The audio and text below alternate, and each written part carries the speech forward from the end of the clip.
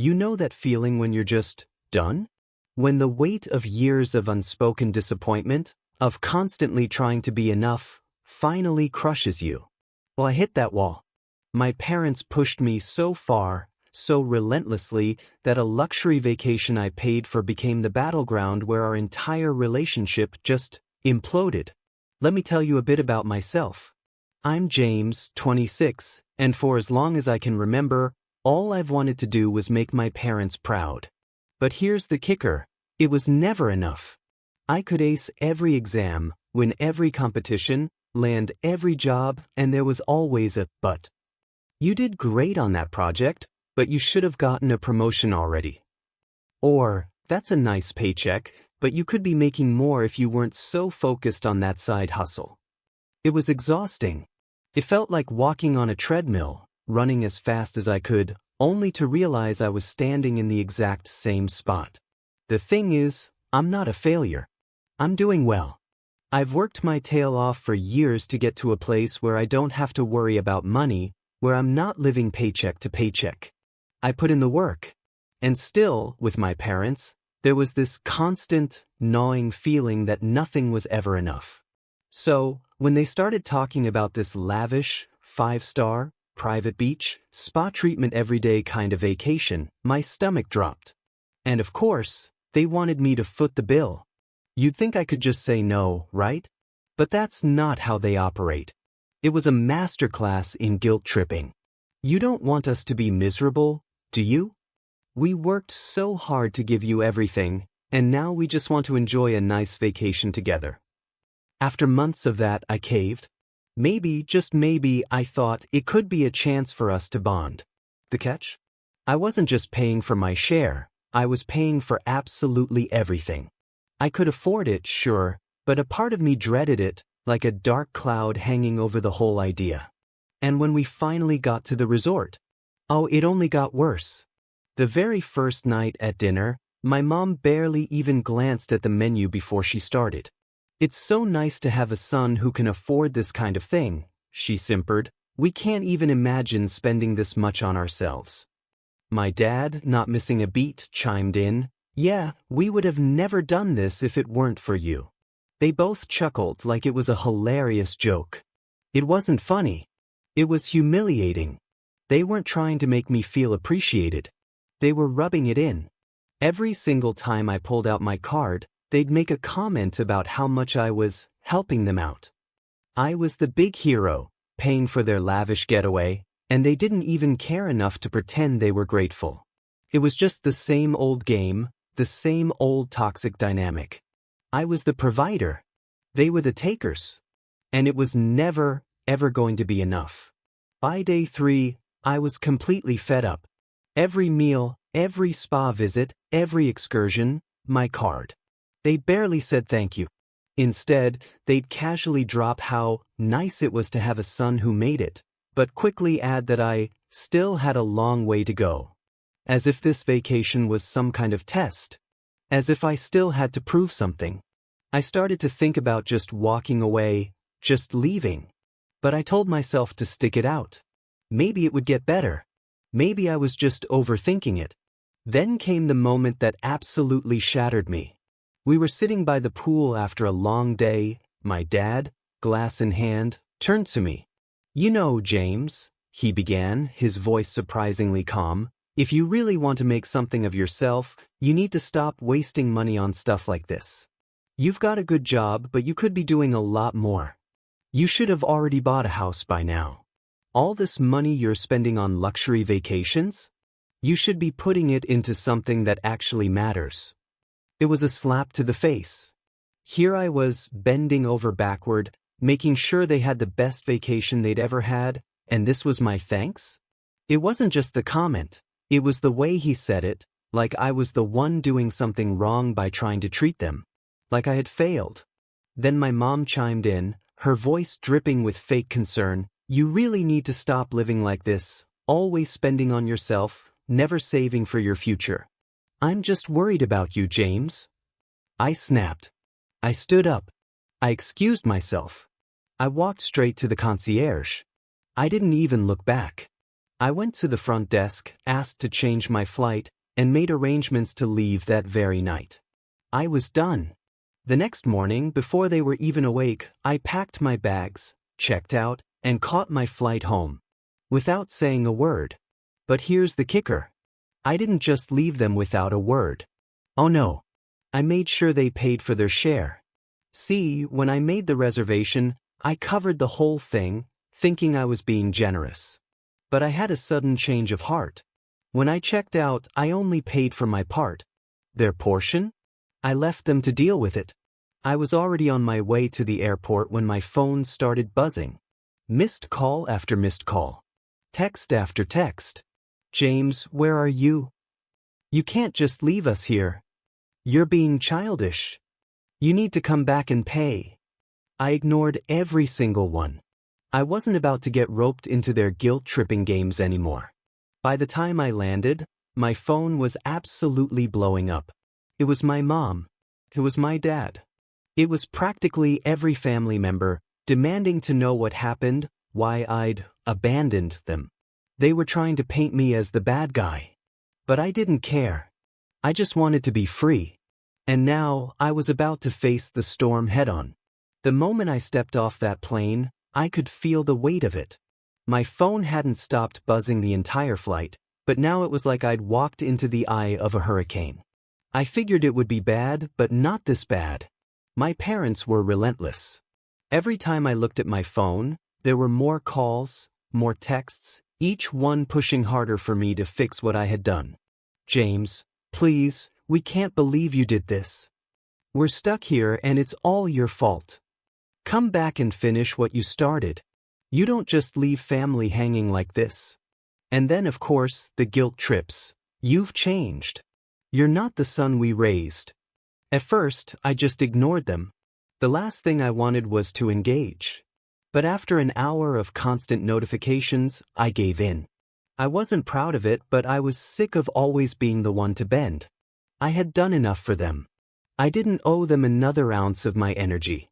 So, I picked up the phone. I called them back.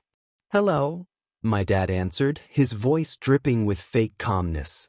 You don't need to yell at me anymore, I said, not wasting any time. I'm not coming back. I paid for my part. You're on your own now. Deal with it. There was a moment of silence on the other end. A long, thick, heavy silence. Then my dad spoke again, this time far less collected. James, what are you talking about? You can't just bail on us like this. You promised you'd take care of everything. You have the money. What kind of son does this to his parents?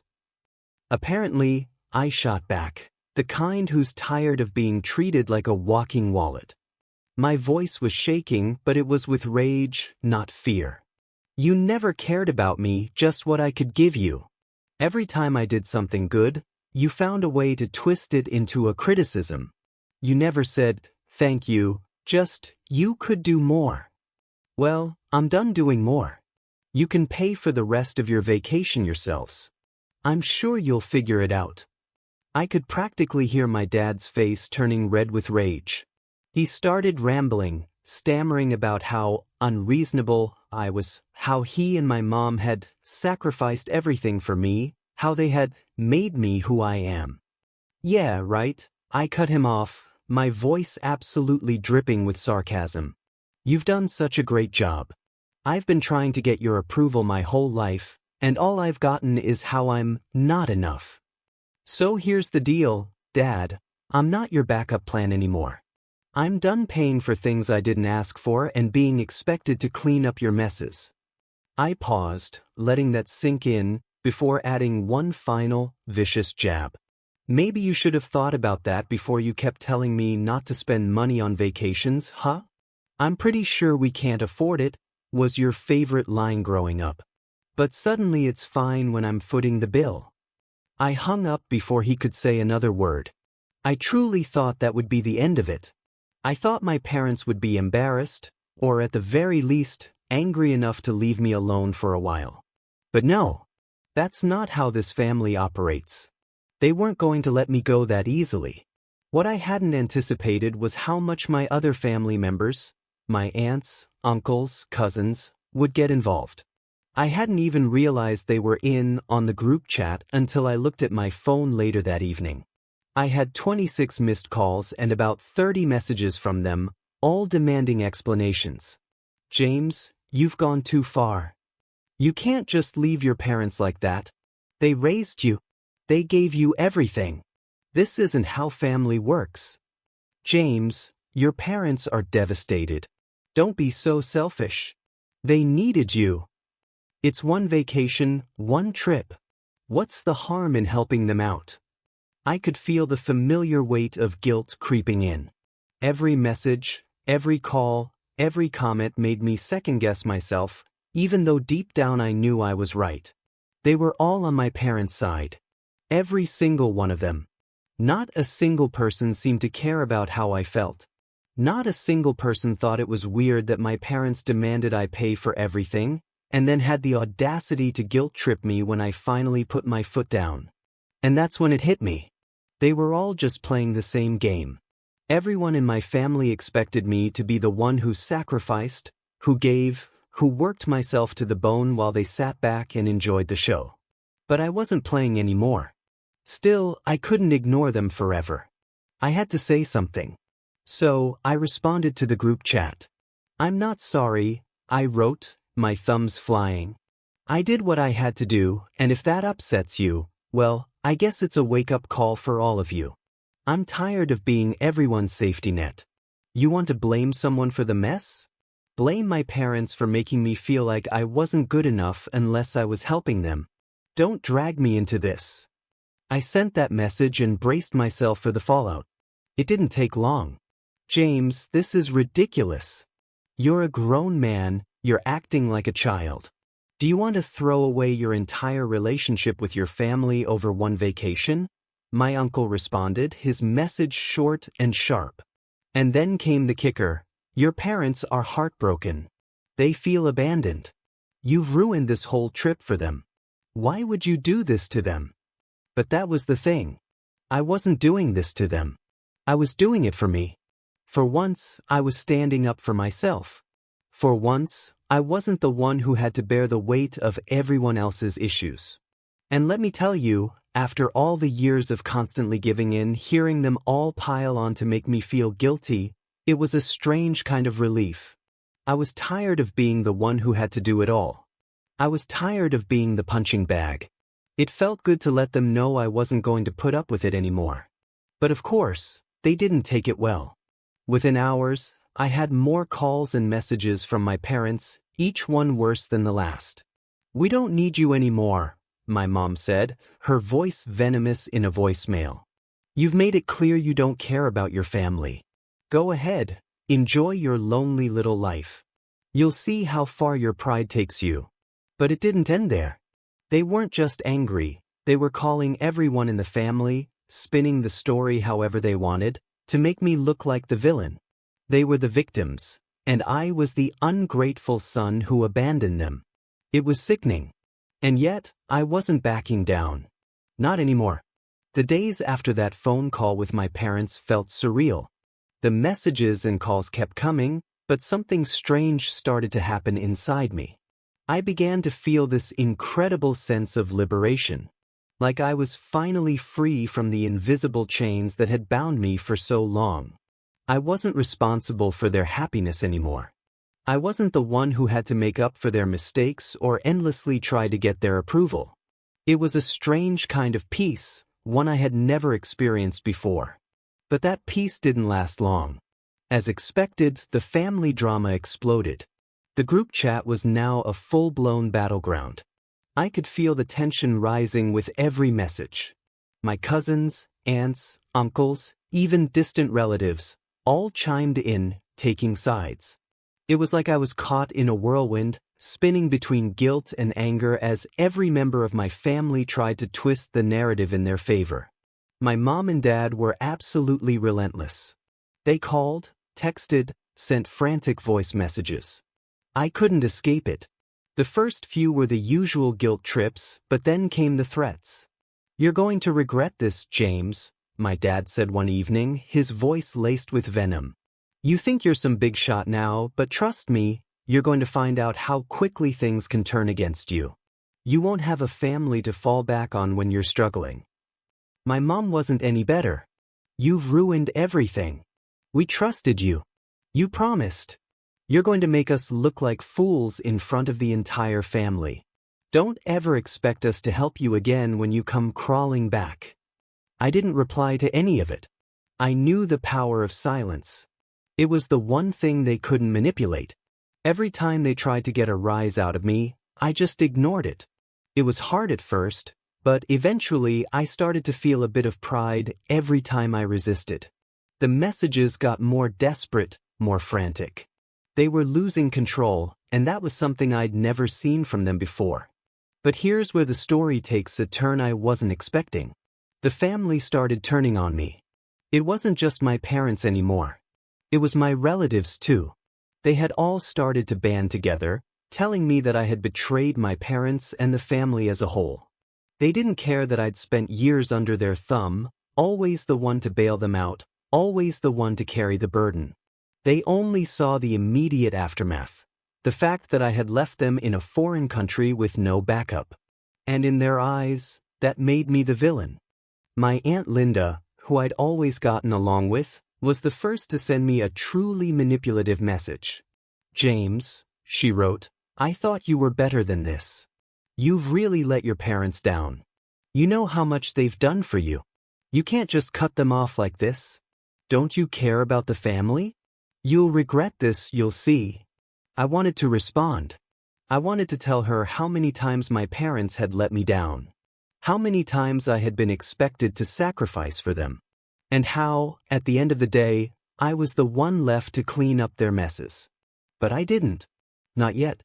I wanted to let them stew for a while. I wanted to see how far they would go to paint me as the bad guy. Then came my cousin Sarah, who had always been the goody two-shoes of the family. She was the one everyone looked to as the example of what a good child should be. She had always been so quick to judge me, but this time her message was nothing short of hypocritical. "You're making a huge mistake, James," she wrote. "If I were you, I would apologize right now.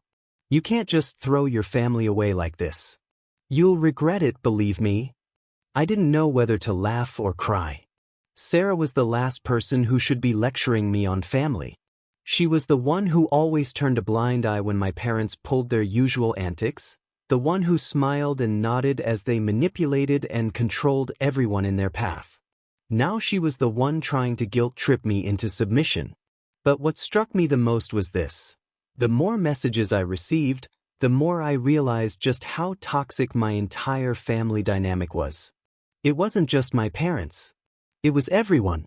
They all had a stake in my obedience, in me staying silent and doing what I was told. They didn't care about me as an individual. They cared about what I could provide, how much I could sacrifice. And that realization made me so unbelievably angry. I had been so naive for so long, thinking that if I just did enough, if I just gave more, I'd earn their love and respect. But now I saw it for what it really was, a never-ending cycle of manipulation, guilt, and control. And that's when I knew I wasn't going to back down. The stakes were higher now. This wasn't just about a vacation anymore. This was about my entire relationship with my family, about how far they would go to try to break me, and how far I was willing to go to finally stand up for myself. I spent the next few days at home, trying to figure out my next move. I knew that cutting ties completely wasn't an option, not yet. The fallout would be too much. But I also knew I couldn't just give in and pretend nothing had happened. I had to make them see that they couldn't control me anymore. The calls and messages kept coming, but I stayed quiet. Then, one evening, I got a message from my dad. It was short, but it hit me like a ton of bricks. "You've really gone too far this time, James. You'll see. We won't forget this." I stared at the message for a while, the weight of his words sinking in. I didn't know what was coming, but I knew one thing for sure. Things were about to get a whole lot worse. The message from my dad lingered in my mind for days. "We won't forget this." It was a simple threat, but the weight behind it felt like 1,000 pounds. They were furious, but I was done. I had made my decision. There was no going back now. The silence continued for a while. Every call and message I ignored only fueled their fire. My family was waiting for me to cave, waiting for me to come crawling back, apologizing for the mistake I had made. But I didn't budge. I wouldn't. The longer I resisted, the more my resolve hardened. Then came the moment that shattered everything again. It was a Saturday evening when I received an unexpected phone call. I didn't recognize the number, but something deep inside told me it was important. I hesitated for a moment, but curiosity got the better of me. I answered. "James? It's Aunt Linda." Her voice was soft, almost too calm. "We need to talk." I felt a chill run down my spine. Linda had always been the mediator, the one who tried to keep the peace. To hear her speaking like this made me deeply uneasy. "What's going on?" I asked, trying to keep my voice steady. "It's your parents," she said. They're not doing well. They've been crying nonstop since you left. They've never been this upset before. Your mom, she's inconsolable." I could almost hear the faint tremor in her voice, and a tiny part of me felt a brief pang of guilt. But it passed quickly. "Why are you telling me this?" I asked, my voice colder than I intended. "You know what happened. You know why I did it." "I do," she sighed, "but you've got to understand, they're not handling it well, James. The family is turning on you.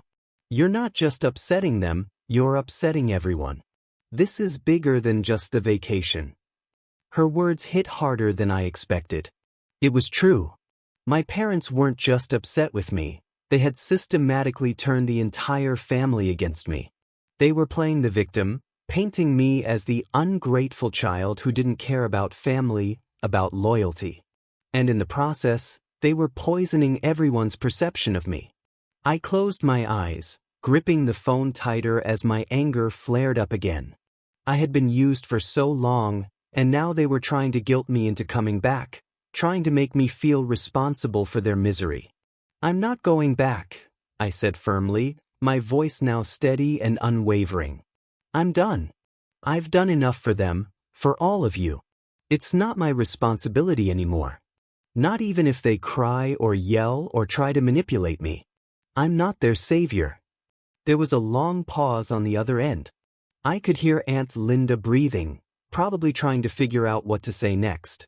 But I didn't want to hear it. I was done. "I understand," she finally said, though her tone was strained. "But don't think this is over. Family doesn't forget something like this. You'll lose them all if you continue down this path." I hung up before she could say anything else. I stared at my phone, the screen going dark in my hand. My chest was tight, my heart racing. The guilt tried to creep back in, but I pushed it away. I had made my choice. I had to stand by it. The next few weeks were a blur of missed calls, angry messages, and more guilt trips. My parents sent letter after letter, each one more desperate than the last. They wrote about how I was ruining my future, how I would regret abandoning them, how disappointed they were in me. But with every letter, every phone call, I grew stronger. And then, one day, as I was getting ready to leave for work, I received a message from my mom that changed everything. It was short, but it hit me like a punch to the gut. "James," it read, "we've been hearing things. We're not just disappointed in you anymore. We're done. Don't come back. Don't try to contact us. We're cutting ties for good." The finality of it hit me like a wave. They were really going through with it. They had crossed the line. This wasn't just about a vacation anymore. It was about their control over me, their expectations, their manipulation. They had chosen their path, and I had chosen mine. For a moment, I stood frozen, unsure of what to feel. Relief? Sadness? Anger? All of it, I suppose. But most of all, I felt free. I spent the next few weeks distancing myself from the wreckage. I focused on my work, my own life, and even started to make new connections. I felt like a colossal weight had been lifted off my shoulders.